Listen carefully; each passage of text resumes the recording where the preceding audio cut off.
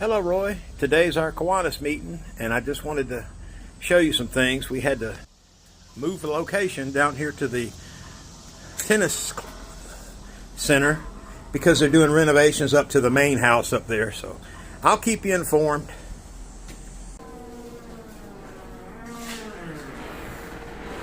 Charlie's got his little area set up here.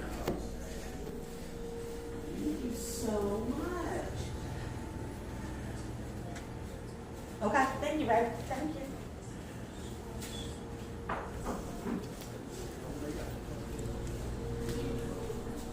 So far, we've had a low turnout. There's only a handful of people here, but hopefully maybe closer toward 12 o'clock, more people will show up.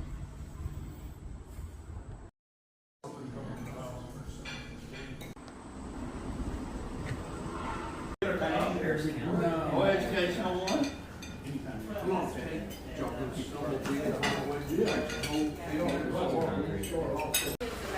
or 4 weeks ago. Oh, Brandon. Well, she really is a guest, but Seth's wife Linda is here, and we're glad to have her. And then Seth, I didn't know, but he had dental surgery. He looks like he's got a beard going on, but it's really black and blue. So I hope you have a speedy recovery, Seth, for your attendant. And it was a lot of fun. Jimmy and I were struggling with kind of sinus things, so we kind of switched off things we attended, but we all made it through. And then Roy's mom did have a car accident, and she has 2 fractured ankles, broken arm, some broken ribs, and who knows what else. But she was able to have surgery this morning. Pam's husband is having surgery for the 3rd time on the same foot this morning. Buck Zachary, who's going to tell us about their most recent trip that they went in January to Yellowstone and Big Sky. So, all right, Buck. Okay. Okay. Most of you, if you've been in Kiwanis for more than a year, you probably heard me give presentations on places that's who in here has been to Yellowstone before? Ooh, God, Sam, I thought you were the only one that was going to catch me on my lies and everything. Okay, so how many of you went in the summertime? Ooh, wait a minute, we may have a couple here. How many have been in the wintertime? Oh, none of you have been in the winter. I can lie all the whole day now. Okay, good. So nobody's been in the wintertime. I want to do that. Well, I'm going in December, so. very good. You will have a wonderful time. You may not have as much snow, but you'll have a wonderful time. So we've been twice in the summer, and we had to drive him out to West Yellowstone, catch flight back to Atlanta. We were going in the opposite direction of all that traffic, so we just passed it. The traffic going into that west entrance was literally all the way back to West Yellowstone. That is 16 miles, if you're not aware of that. You get there early, you get there at daybreak, and you go and you get as early as you can. Now, if you go in the winter, this is what you see. This is a traffic jam in Yellowstone. You got multiple dozens of bison, and you got some kind of vehicle or 2. During the winter, the bison and other animals use the roads because they're usually maintained to some level.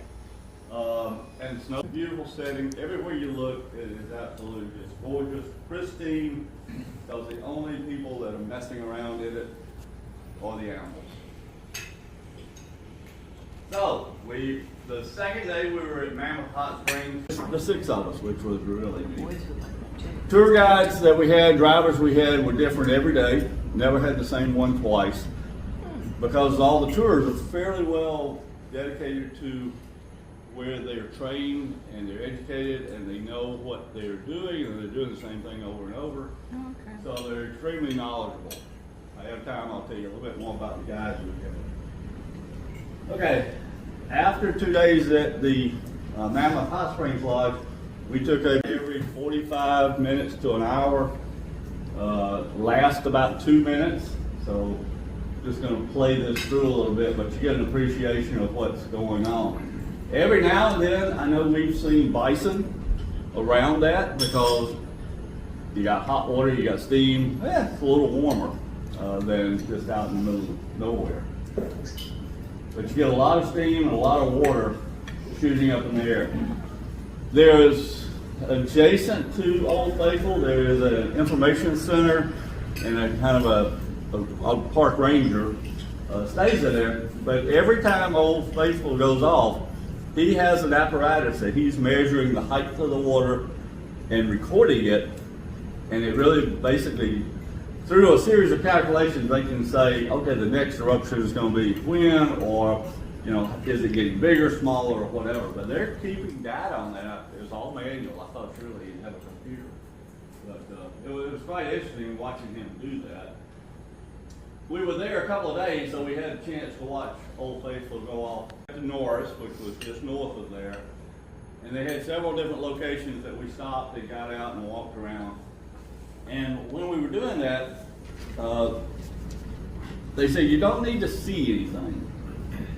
Listen. So in Yellowstone, there are 5 different thermal features that happen in Yellowstone.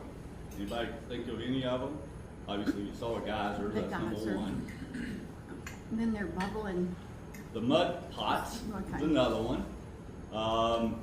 Any others? Sulfur pools? Sulfur pools, that would be, let's see, that is a Geyser? well, that's kind of a mud pot, but yeah. Then you got hot springs, which was the first one we saw on the terraces at Mammoth. Fumaroles, which are kind of like hot springs, but they do shoot up. It's kind of a mini geyser, but what you notice about them is the sound. You'll hear the sound before you'll see it or anything. It makes a whistling sound. And when we went on this tour, every now and then we hear the whistling, and we say, "Oh, where is that?" If you can, and the other is the terraces, which was also up in Mount. So when you get out here, you're in the dark. So most of us had headlamps to get around, mostly to look down and make sure we're not going to fall in. Something like that. They do have boardwalks to walk on. Many little geysers. On the right side, you'll see the water coming up, the steam coming up. And where you saw Old Faithful, this one is a much smaller one.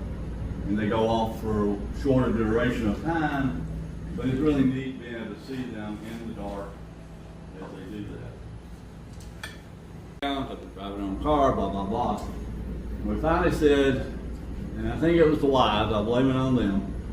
They said, no, we're going to get this house out here. We are 10 miles away from the ski lodge and everything, the ski village and all.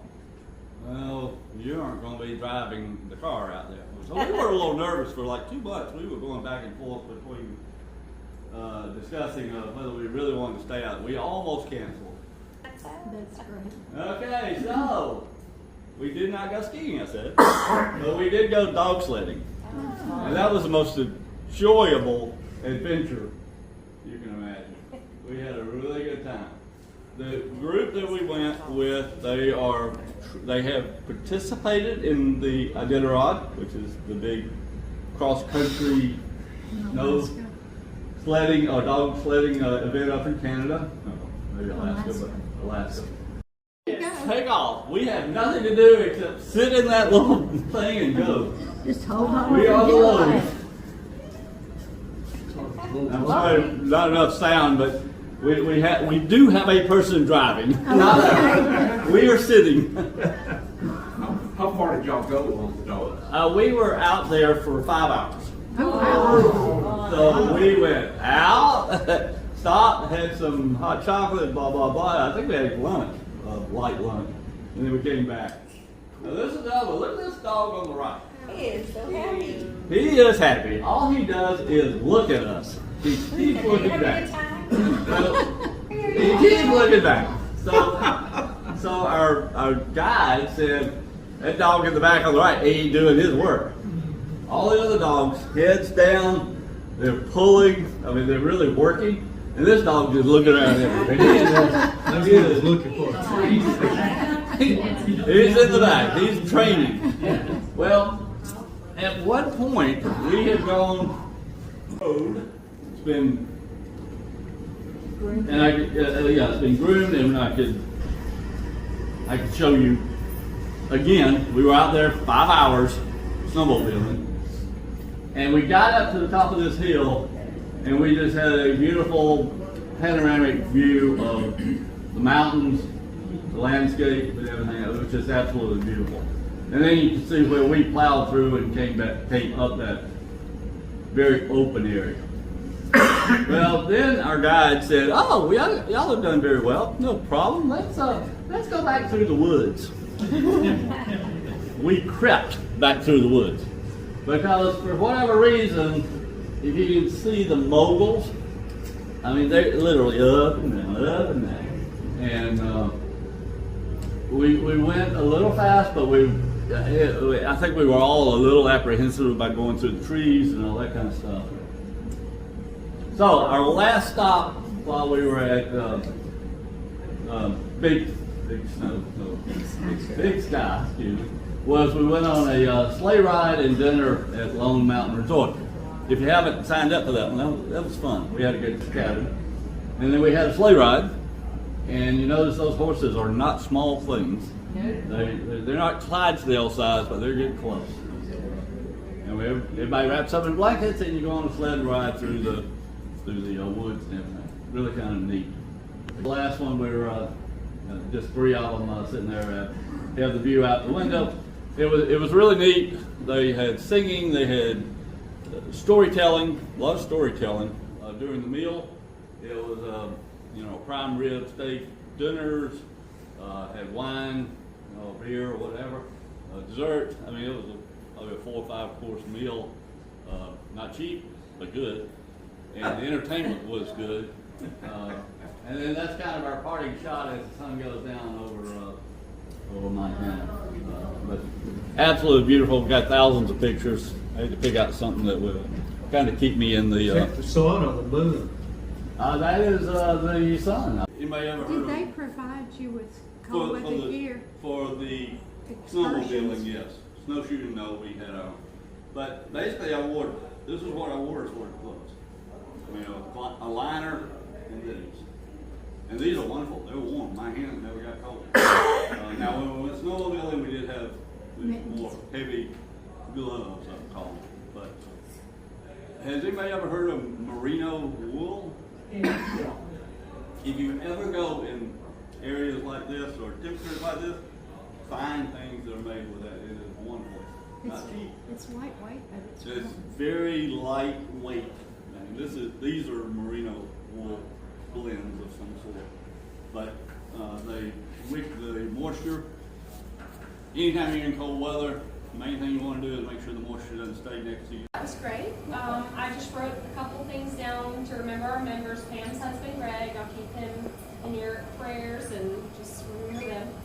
Roy's mom and Rick Tipton and Seth. Hope you get feel better. I'm sorry about what happened.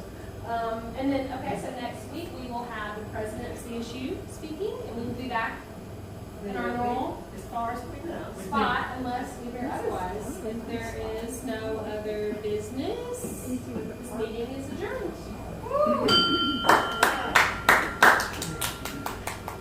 Thank you, Buck. So I have to know, did the bar